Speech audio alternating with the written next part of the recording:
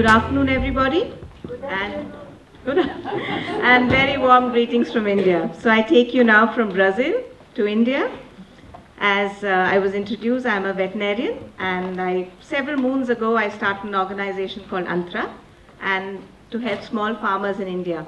And these are the kinds of people I work with: nomadic shepherds who travel from place to place in search of fodder for their animals. I'm here to talk about my experiences as a veterinarian. So you might wonder, what is there in communication? But when I graduated as a veterinarian several years ago, I thought I was the one who had the superior knowledge. I was the one who studied textbooks, spent so many years. And very soon I realized that what I knew was very little in this vast ocean of knowledge that is there. There's also a lot of knowledge available with these people because they know about medicinal plants, which I did not know about. They know about how to search for fodder in places where I did not know existed. They also know, pun intended, to scout for water in dry landscapes. So there was much I realized very soon that I could learn from these communities, and what I'm going to share today with you is about how this learning actually happened. And this learning that happened between communities from people who actually live on the edge in marginal communities actually shared with me, and it made my life so much richer. It was through our project that we learned to respect different kinds of knowledge. We realized that knowledge exists beyond textbooks. It's not just textbooks that have knowledge. We also learned that knowledge cannot be priced. Today, there's a big price put to university education. And I also learned that knowledge is not valuable, it is invaluable. And it has greater value when it's shared. And that's exactly what I'd like to share with you today. The world today is very different from the world our parents and our grandparents grew up in. There have been several political, economic, social, and environmental changes that have happened in the past. And from each generation to generation, this increased globalized world that we have, there's a need to learn from each other and respect different forms of knowledge, as our previous speaker also said. Through my project, actually what we learned is there was, in veterinary science, for example, there were 3 systems of knowledge in our country. So there was the formal knowledge which I had learned in college.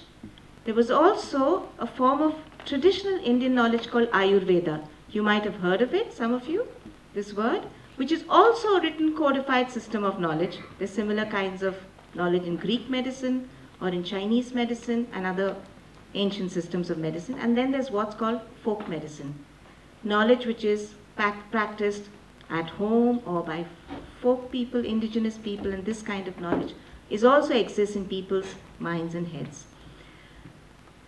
We compare these systems of knowledge, but more than comparing them, actually, so you have, for example, when you compare these knowledge, you find that modern knowledge is very good in identifying infectious disease and treating them. Ayurveda is very good, it's a very gentle system of healing. And then you also have folk medicine, which is available in remote areas such as this picture you see here, where there are no medicines or medical people, doctors available. So this is a shepherd giving medicine to the sheep, and we have traditional systems of healers.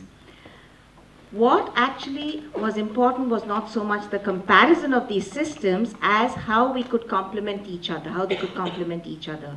For example, you have the diagnostic techniques of modern medicine, the gentle healing of Ayurveda, and the simplicity of folk medicine to keep costs low. And this is exactly what our project did, where we learned to learn from each different systems of knowledge and help each other.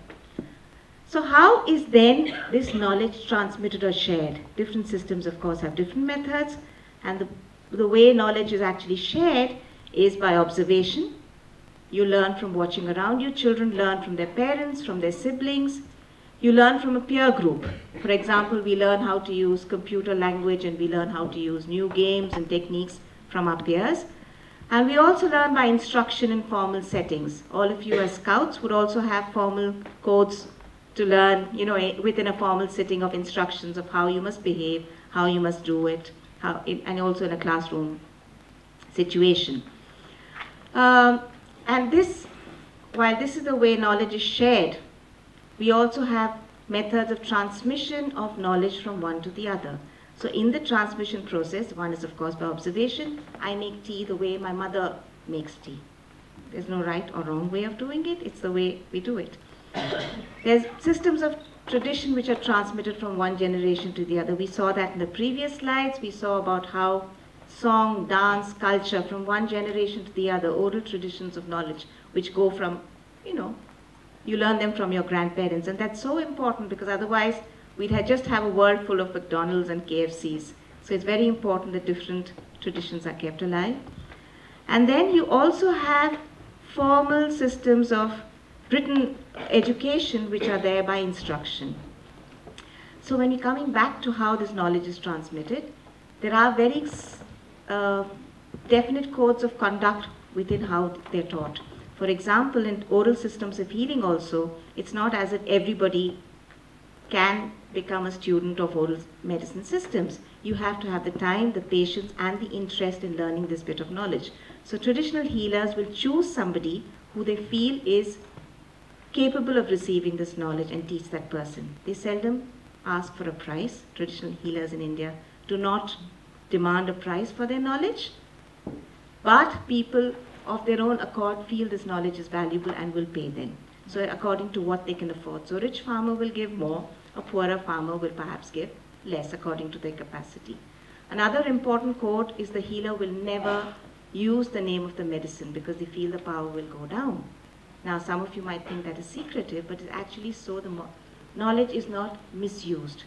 Knowledge like this can very easily get misused. But oral traditions are not without their problem. A recipe can change from one generation to the next. These bits of knowledge can be varied. So therefore, written forms of knowledge have always assumed a lot of superiority. That's what we use in legal prescriptions, medical prescriptions, also in promissory notes and sacred texts. So the written form of knowledge is the one that is kind of held in awe, in respect by several communities. But this written form of knowledge is then accessible to a very few people. It's not available to all of us, and we tend to it's limited to those who can afford it or who have the time and the luxury to spend getting a PhD, or I'm not undermining a PhD here, but it's obviously very few people who can aspire to be there. People I work with like this barely even go to school. So it's there, and this form of knowledge is then remains exclusive and limited to a few people. But all that is changing right now. That's what I would like to talk about.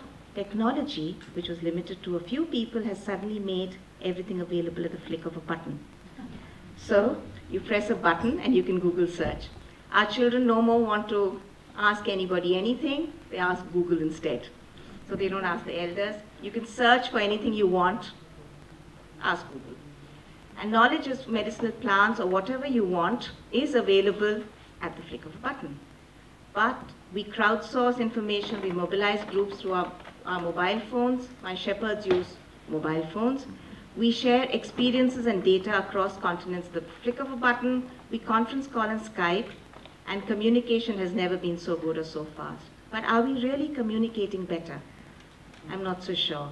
Because several times we find we're sitting around a coffee table, each of us with our mobile phones, and we're not talking to each other. We're really somewhere else. Are we more tolerant? I don't think so. There are lots of hate messages being sent across using Twitter or Skype or one of these, or social networks. What happened in Beirut, Paris, and Baghdad last week were also messages of communication which were actually very violent. So, but on the other hand, on a positive note, which you asked for, we have an example today from the Canadian Parliament. Justin Trudeau has a parliament which is diverse and colorful, with communities representing all of what Canada's population actually has. So we do have a good example there. So country and society is changing, we're growing more diverse, but as diversity increases, we need to be more careful to retain some of the key elements of diversity so that we do not lose it under universal monoculture.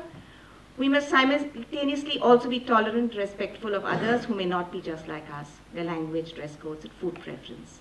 And my final words, as global citizens of today and tomorrow, I hope we can reimagine a colorful and diverse future, where we communicate in ways, but peacefully and non-violently. Thank you.